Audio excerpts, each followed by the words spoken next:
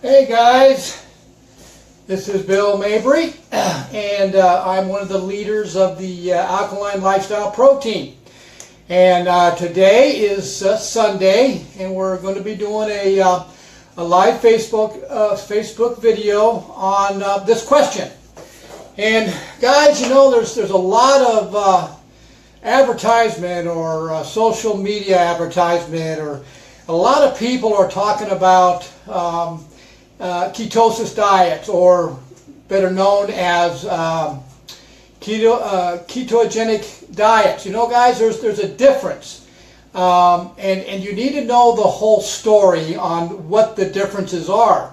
And so, you know, people have their opinions of a ketogenic diet and how it's a lifestyle, and people have their opinions on intermittent fasting, and that's a lifestyle. And for us, we've combined ketogenic diet with our intermittent fasting and found that to be the best results for us. And that seems to work for a lot of people out there, especially those out there that have diabetes type 1 and type 2.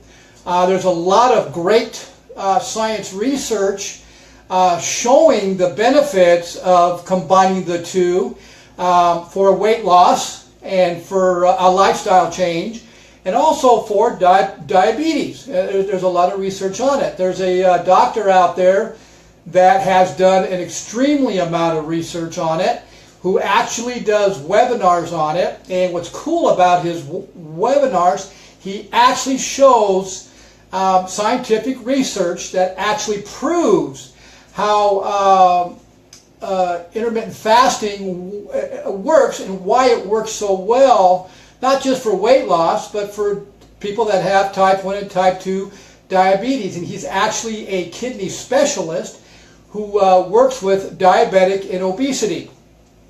And like I said, he's got a lot of good science information. And so that's what we want to look for when we're looking at something that is supposed to be healthy for, or is supposed to be good to do for our bodies, or a way to lose weight.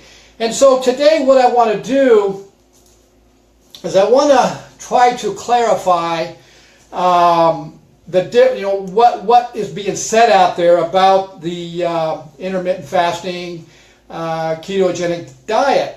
And one of the biggest questions out there, and I'm hearing it more and more from medical professionals, or from somebody who will text me or message me, and the question is ketosis safe? And so that's why I wanted to do this video today, is I wanted to try to clarify that, and also to try to tell you the whole story. And there's another topic that should be addressed, and that topic is what is ketone acidosis, because that is a topic that isn't talked about too much. And those of you that are diabetics, or maybe you're a health professional who works with diabetes patients, you obviously know what that means, but the public doesn't. And so sometimes what happens is that the medical professional or the doctor will mislead or misinform their patients when they ask that, you know, I want to go on a ketogenic diet, or I want to do intermittent fasting, and the doctor abruptly says, no, getting into ketosis is dangerous for the body. And that is not true. And so that's why I want to do this, is try to clarify that and show you the difference and why that is not true. And besides, ketosis isn't something new. It's been around since actually the caveman time. Our ancestors did it. It was a healthy way of maintaining our weight. And besides, what's crazy about all this is our bodies were designed to actually go into ketosis. It was actually designed to do that, and that's a healthy. There's a lot of great benefits to it, especially those of you out there that are insulin dependent. So you might want to go on Dr. Jason Fung, F-U-N-G.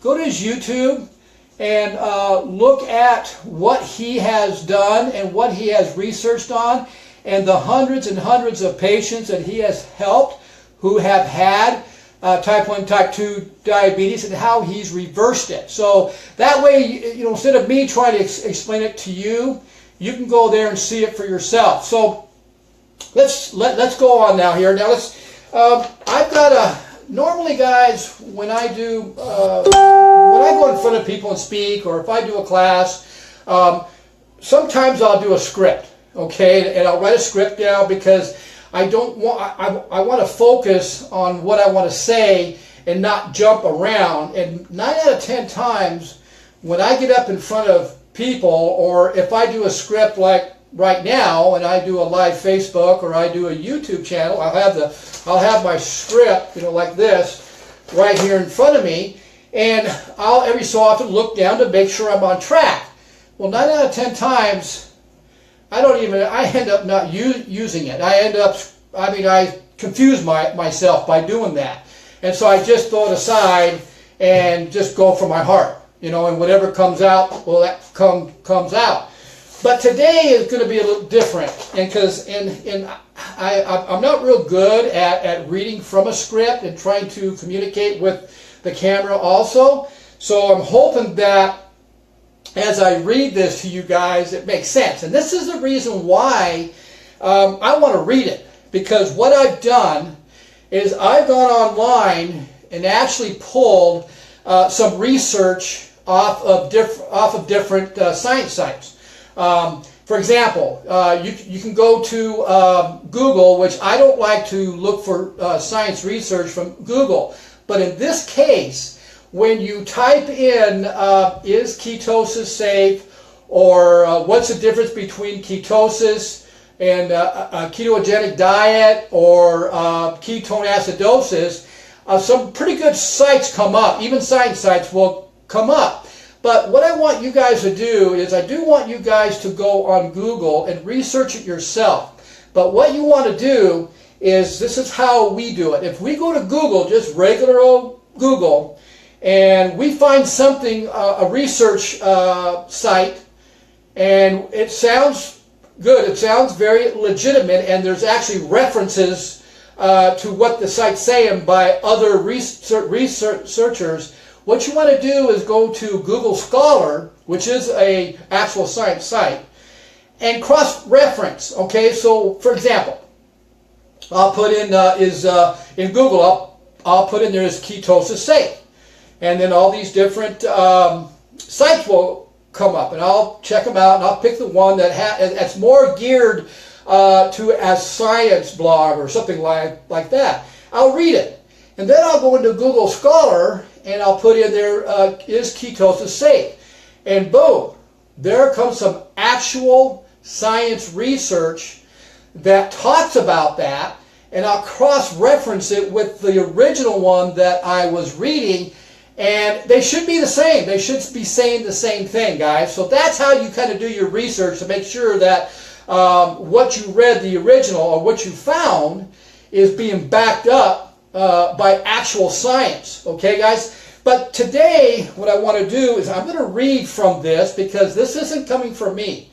This is coming from a couple of research sites that I liked, and I wanted to bring it to you guys, so that we can clarify, is ketosis safe, ketogenic diets, and what is ketoacidosis. And so I'll read this to you. Like I said, I hope I do a good job in this, because like I said, I'm not used to reading from a script, but I'll try. And so I'm going to go ahead and read this. Now, this is the first site, and now let me lay the groundwork here first. There's going to be a couple questions here, and the information that I have here, there's a couple of different research sites that I found, and one of the questions that are coming up a lot, and this is what you're going to see on social media. You're going to see, or even advertising, or wherever you go to a health food store or vitamin shops or wherever, And everybody's talking about supplements. You know, now, don't get me wrong, I'm not against them. There's a couple that I do, turmeric, but I don't do over-the-counter stuff. I don't do any over-the-counter supplements at all. And so, but I do turmeric in a gel form that's 100%, and it's got both seasons in it, and you can only buy it from Japan. I do that one. Now I do I have a vanilla protein powder. It's a vegetable protein powder I've been using for years, and I do this for my protein. Okay, so I do a couple of them.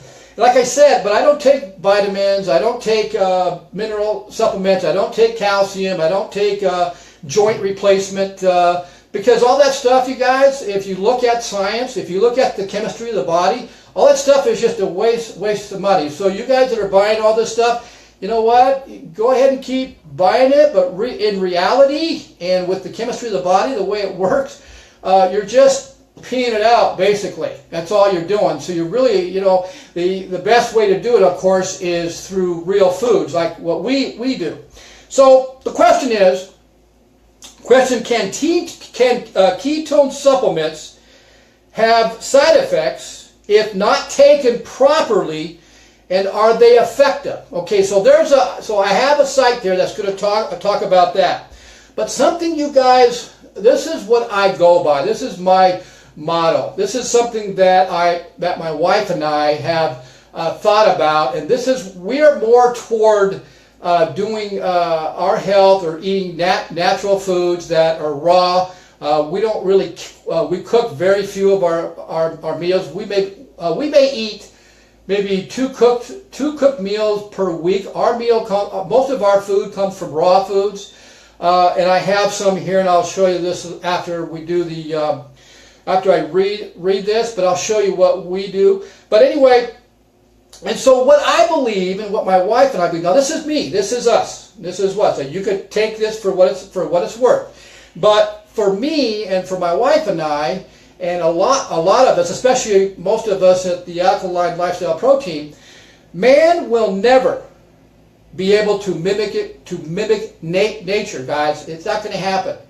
Man-made supplements or man-made processed foods or whatever, man-made mineral supplementation will never mimic nature. It's just not going to happen, guys. It just will not happen. You know, until somebody can actually show me a plant that is growing some kind of a supplement mineral off the plant in a pill form, I'm not going to believe that. I'm going to keep doing what I'm doing now. I want to stick as close to nature as I can because that's how our body is designed. Okay, guys. So let's get right to it now.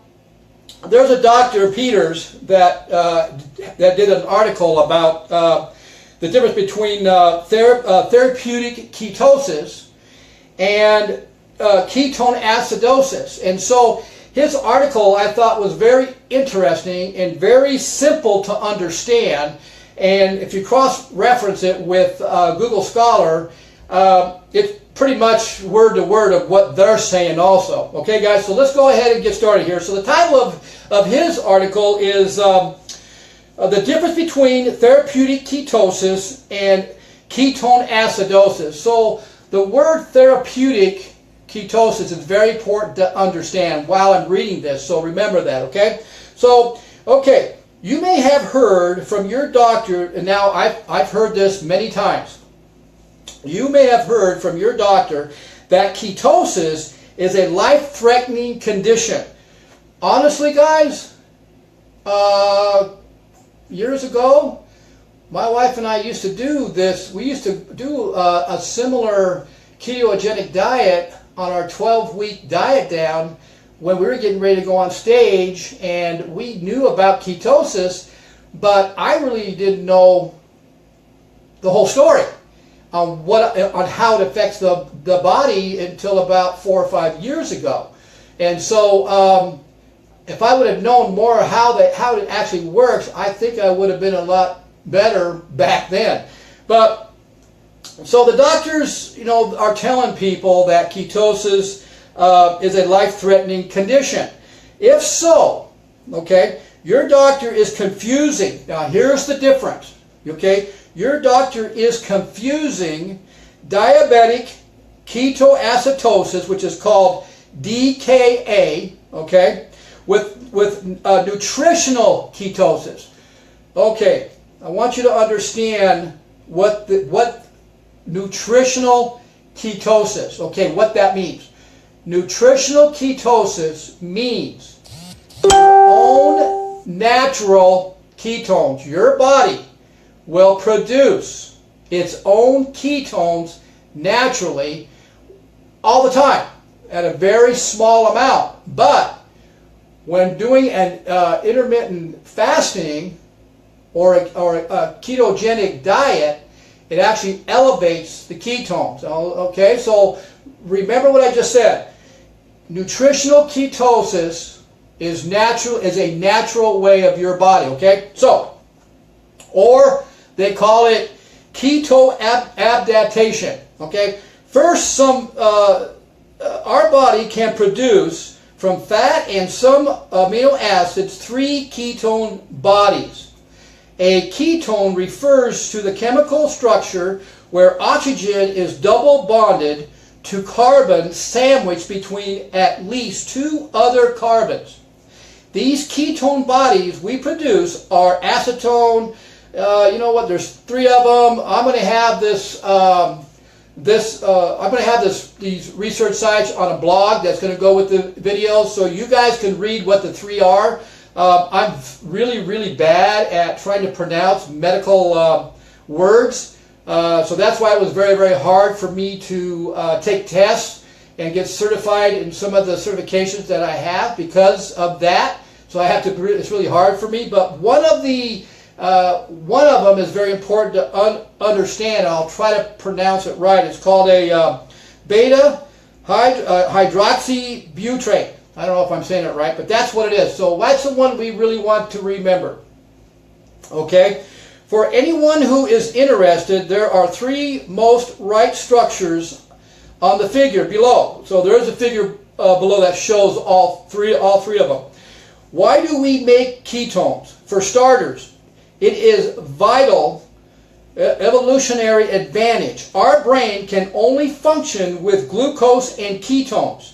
Since we can't store more than 24 hours worth of glucose, we would all die of hyperglycemia if ever forced to fast for more than 24 hours. Fortunately, our liver can take fat and select amino acids, the building blocks of proteins, and turn them into ketones. First and foremost, to feed our brain. So you see how important ketones really are. And like I said, we produce a minimal amount of ketones even eating foods all day long. Hence, our body's ability to produce ketones is required for basic survival. Okay, guys, so that just shows how important ketones are.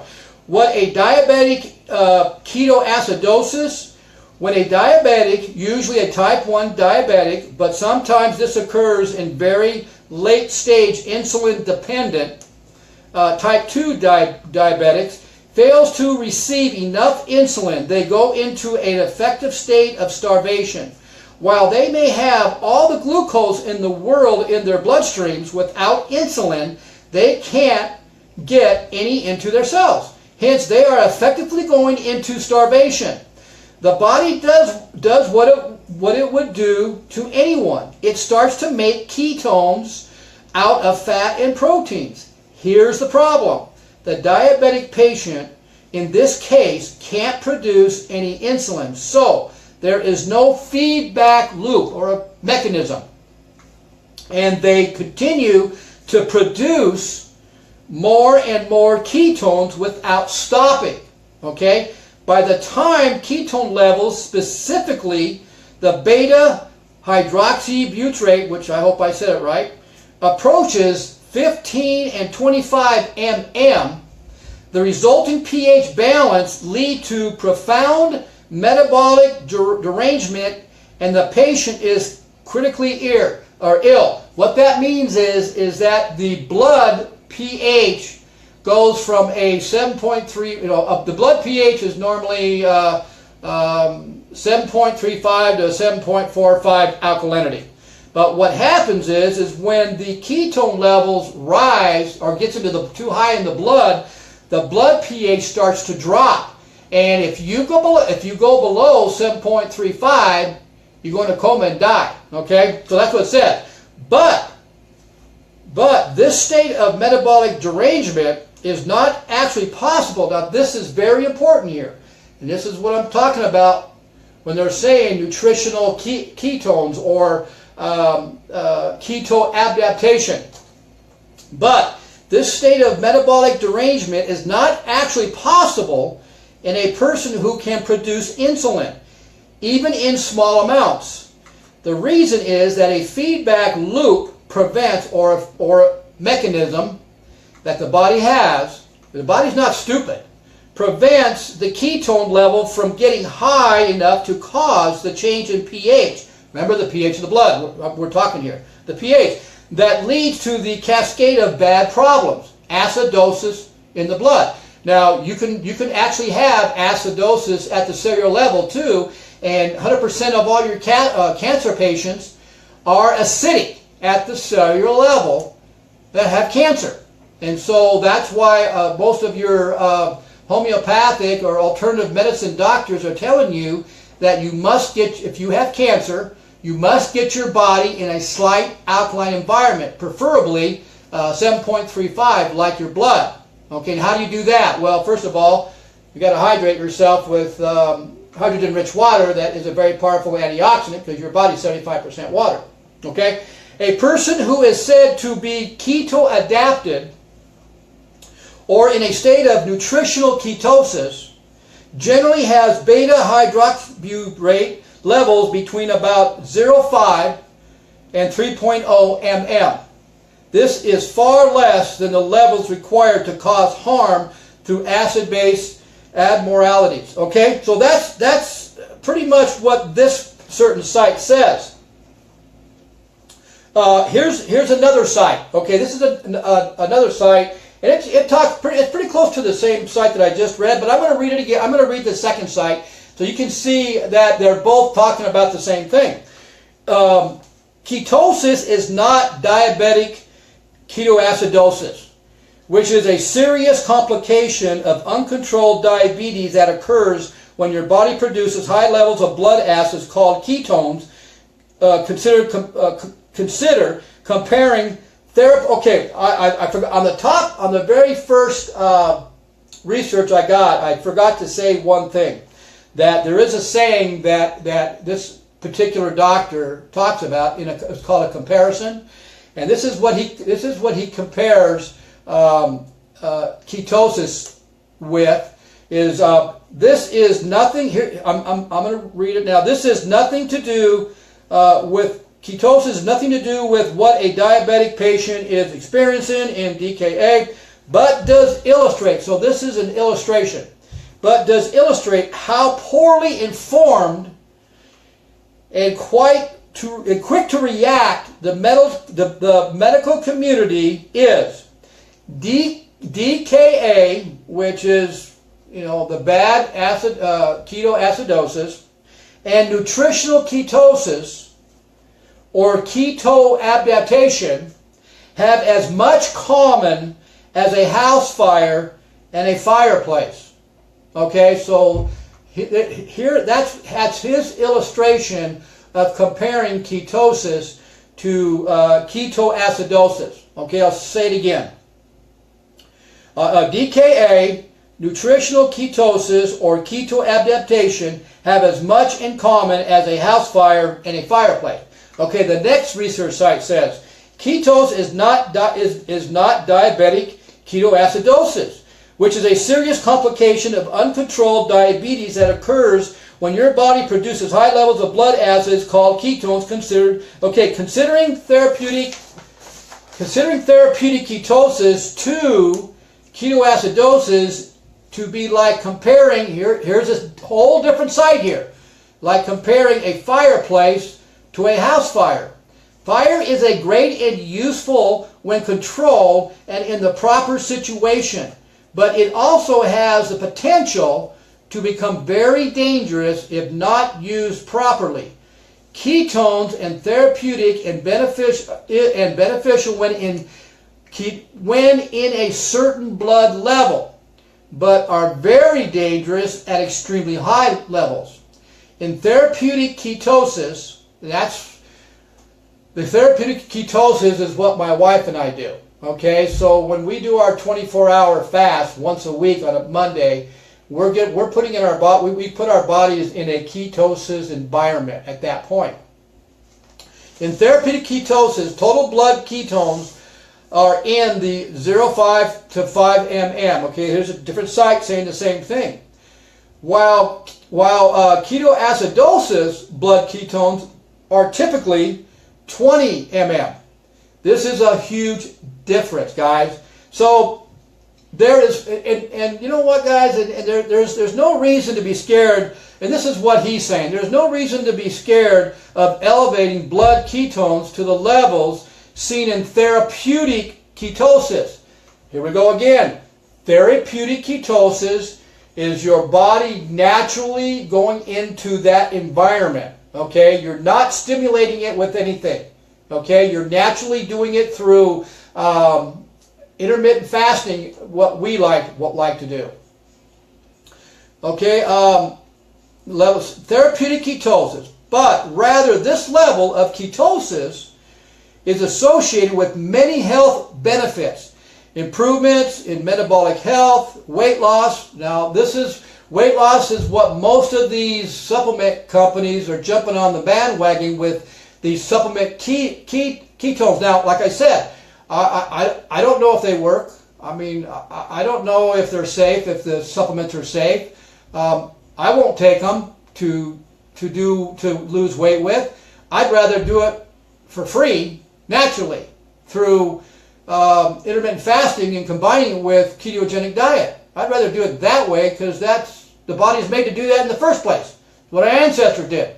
So why would I want to spend the money on supplementation that I don't even know if it's going to work or not? In our experience over the last 4 decades of supplements, most of them don't work anyway, and you're peed them out. So I'll just stick to more of the nature's way of doing it because it works. Our ancestors did it. It worked for them, so it'll work for us. Okay, guys? So that gives you a good idea, guys, that yes, ketosis is safe, okay, in a controlled environment. And ketoacidosis is completely different than ketosis, okay? Now, I'm going to read you guys a couple paragraphs from a ketone supplement company who explains about ketones and ketoacidosis. And I'm not going to give you the name of the supplement company that is providing these ketone supplements that are on the internet, that are on social media, that are on advertising. That people are saying the ketone supplements are changing their lives, changing their bodies, and it could be a lifestyle, taking these pills for the rest of your life. And they're showing you before and after pictures about what it's done to them. Like I said, I'm not going to tell you what the company is, but I'm going to read to you, and this will be in my blog. I'm going to put this in the blog minus the name of the company, but I'm reading right from their site. This isn't me talking. I'm reading right from their site. Okay, here it goes. Okay, let's talk about ketone supplements.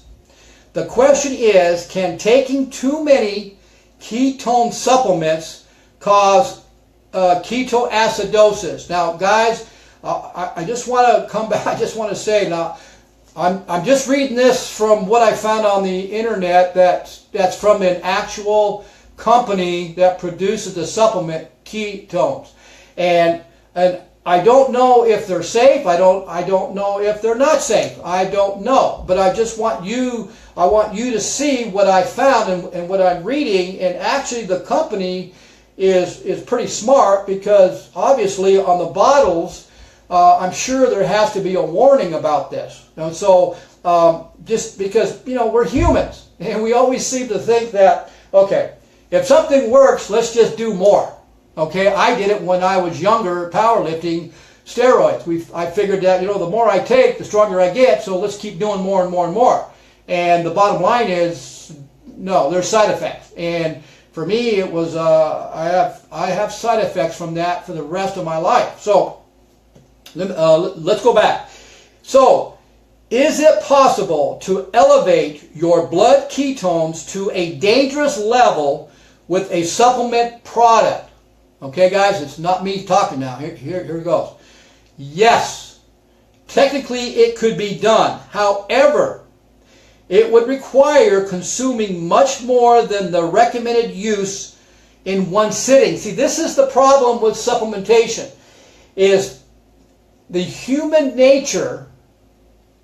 People don't seem to read what the recommendation on the supplements are, and because those recommendations are put there for a reason, and people just don't seem to think that it doesn't mean anything. And so if they're seeing the advertisements, and if they're seeing the before and after pictures of people losing tons and tons of weight because they're taking ketone supplements, then they're going to buy the ketone supplements, and what do you think they're going to do as humans?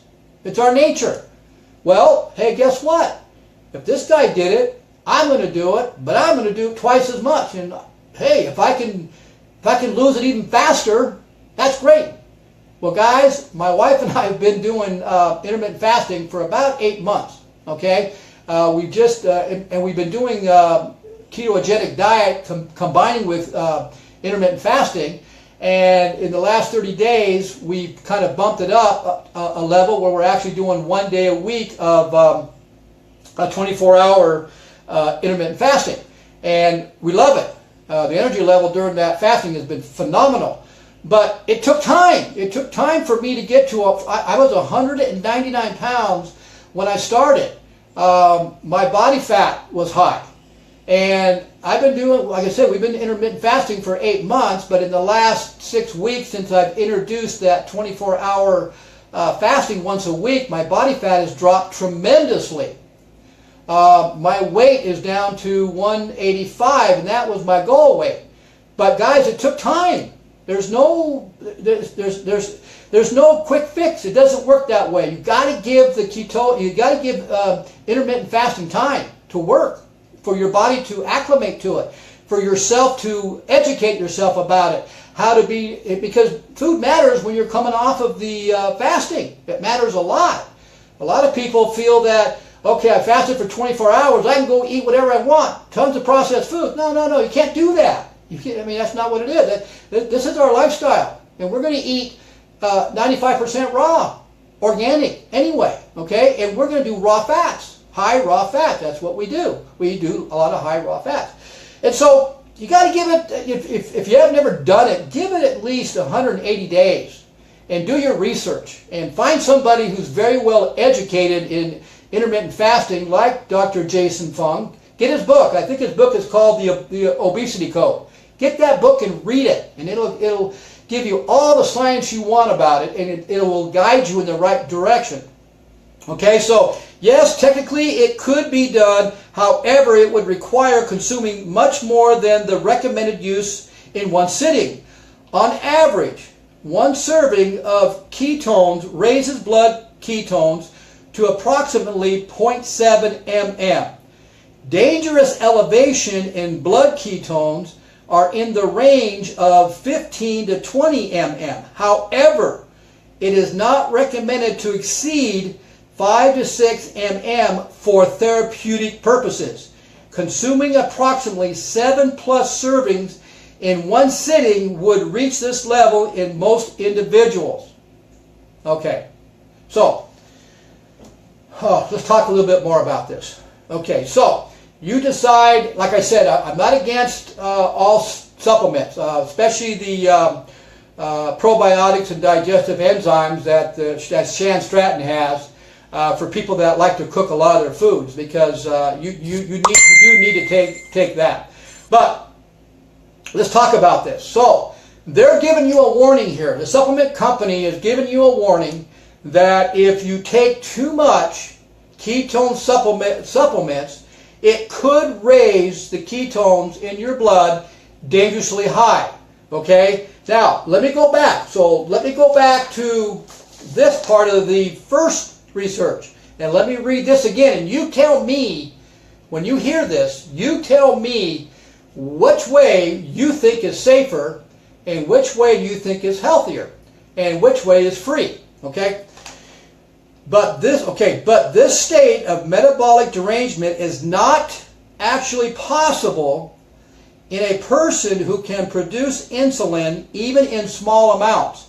So we're talking about most of the public out there that does not have diabetes. Okay? The reason is that a feedback loop, there's a mechanism in the body, like I said, the body's smart, prevents the ketone levels from getting high enough to cause a change in pH of the blood that leads to the cascade of bad problems. Any person who is said to be keto-adapted or in a state of nutritional ketosis generally has, this is one of the ketones, has the beta hydroxybutyrate, I hope I said that right, levels between about 0.5 and 3.0 mm. Okay, guys, so here, when I read the supplement company's statement about ketones in a supplement form, there's a big chance that if you do too much, it can raise the elevation of ketones in your blood. But if you do not have diabetes, and most of us don't, there's a lot do, but most of us don't, but if you do it naturally, if you do the natural ketones that your body is already producing naturally, there's a mechanism that makes sure that that ketone won't go to a high level in your blood. Now you tell me, which way do you think is safer? Which way do you think is healthier? And which way do you think is a lifestyle? Okay? So, let's see. As humans, okay, like I said, as humans, most of the public will see the benefits of ketones for losing weight through advertising and all those before and after pictures of people losing tons of weight by taking ketone supplements. So what do you think? More is better? Even though it says on the supplement bottles what is safe to take, they do not see that. They do not see that. They take twice as much. That's just human nature. So if you guys decide to do the ketones supplementation, do your research on them first. You make sure who's producing or who's manufacturing those supplementations, because I did a post, or I did a video a while back on heavy metals that have been found in a lot of the supplements that are out there. And so you got to be really careful with the supplements you're taking. So really make sure you do your research on any supplements you take, especially the ketones and how they're manufactured, how long they've been around, and is there how much studies has that supplement company who makes them, how long have they been in business. And obviously if they haven't been in there 10 years or more, then I would probably stay away from them. Okay? All right, guys? And so that gives you guys an idea of, or I hope I was able to clarify, and like I said, I read from a script, so I hope I didn't screw it all up, but I just want to clarify that ketosis is safe in a controlled environment. Okay, your body will naturally make ketones, and your body has a mechanism that if you go longer than 24 hours, if you go 3 days or 4 days fasting, your body is not going to keel over and die because you go into ketoacidosis or ketoacidosis. Because a lot of people do, 3 or 4 or 5 days fasting, intermittent or fasting, okay, and they don't die. And why is that? Because of that mechanism our body has. Okay, then what we do is we do a intermittent fasting, a brunch intermittent fasting, which means Tuesday through Sunday ours is 16 hours, and our last meal is at around 6 or 7 at night, and we don't have our next meal until 12 o'clock, usually 11 to 12 the next day. On Monday, we just started this at the beginning of the month. On Monday, I do a 24-hour fasting it's ridiculous how much energy I have during that fasting, and my strength. I mean, I can't believe it. I mean, it's kind of blowing me away. And the recovery, I'm still recovering like I would normally. But I also recover with a recovery drink that is a very powerful antioxidant, which is electrolytes reduced water or hydrogen-rich water. So that is the base. I mean, if anybody calls me or messages me and says, okay, how does the ketosis, how do I get started on intermittent fasting? I tell them, I says, well, the first thing you got to do is change the type of water you're drinking right off the bat, because 75% of your body is water. Your brain's 80%, your blood's 90%.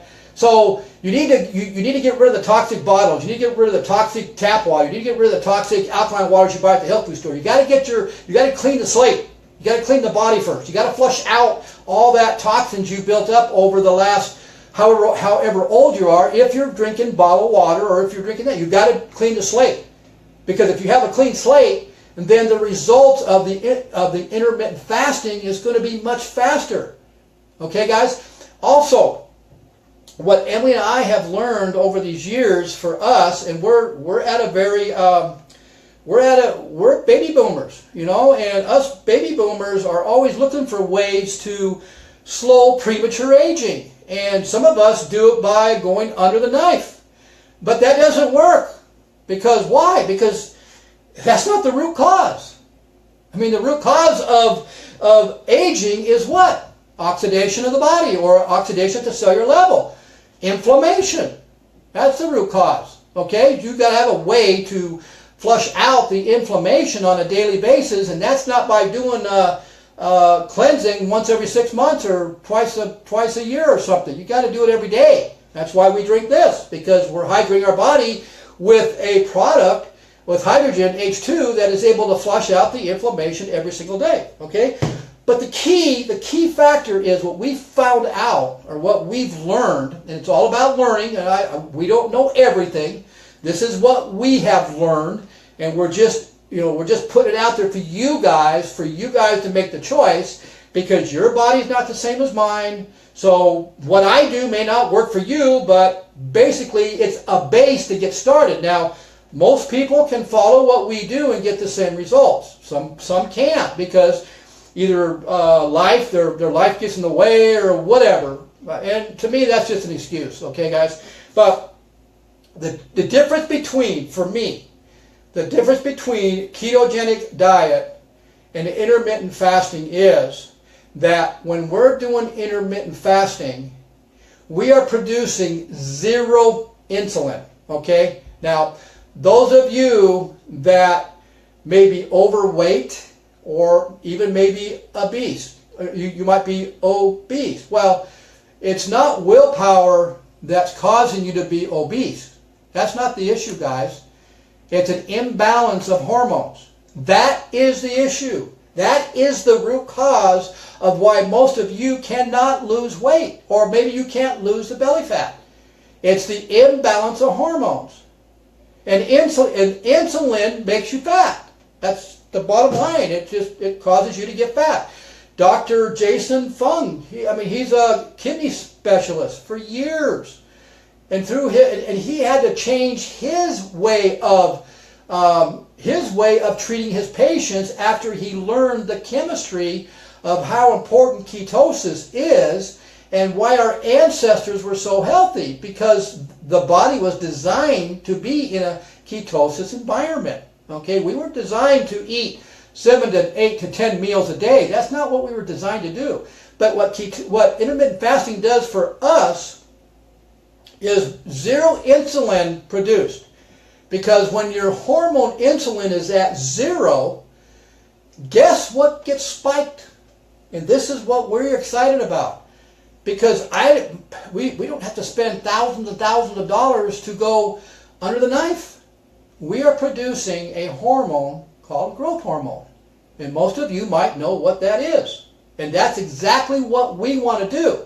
Okay? So a ketogenic diet, you're still producing insulin, and it is a diet. But it's a high-fat, low-starch. Now, we get all of our carbs out of fresh, live, organic vegetables. Okay? We do about 95% raw. Okay?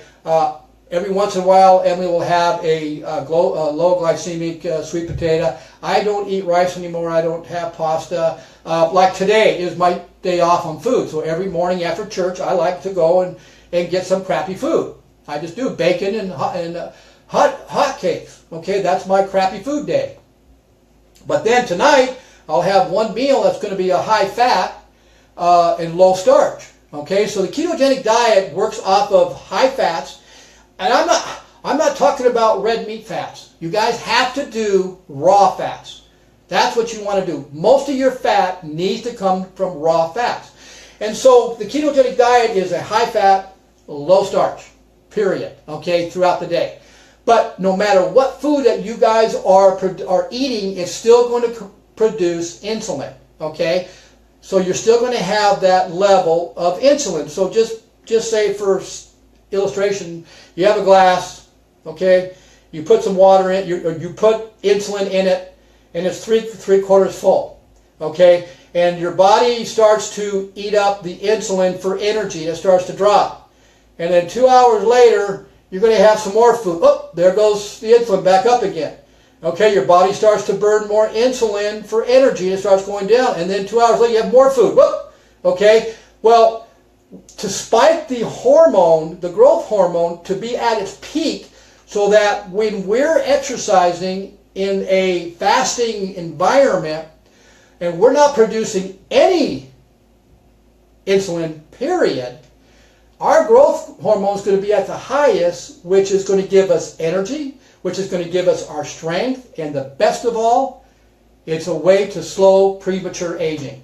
That's the cool part. So that's the reason why we like to do intermittent fasting, but we combine it with the ketogenic diet because in intermittent fasting, during our 6 to 8 hour eating period, we do high fat, low starch. There's you can eat as much fibrous carbs as you want. It doesn't matter. You eat as much as you want. It doesn't matter. Most of ours is uncooked. We probably cook, like I said, we probably cook 2 or 3, maybe 2 meals a week. Okay.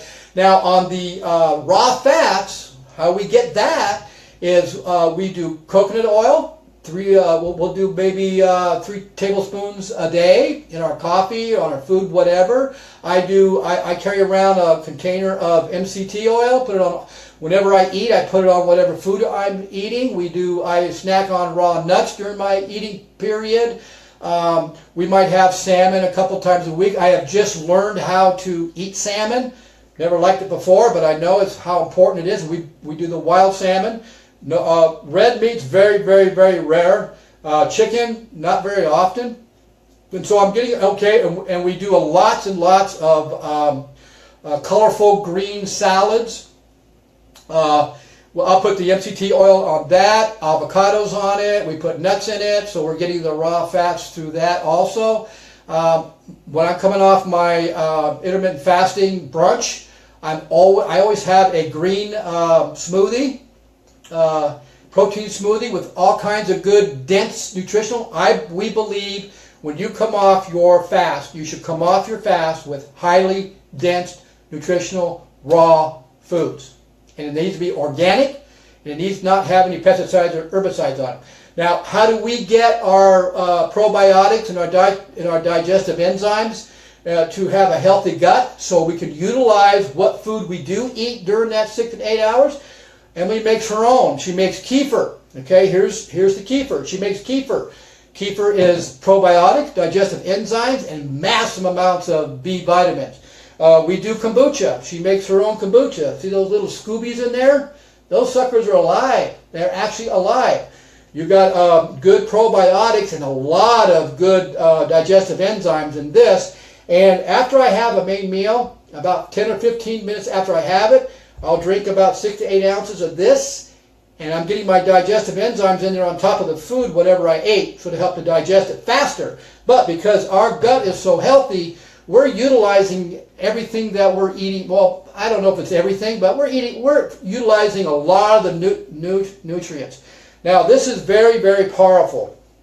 What I have here is homemade fermented cultured vegetables. So this is our sauerkraut. And what this is this is mine. This is what I like.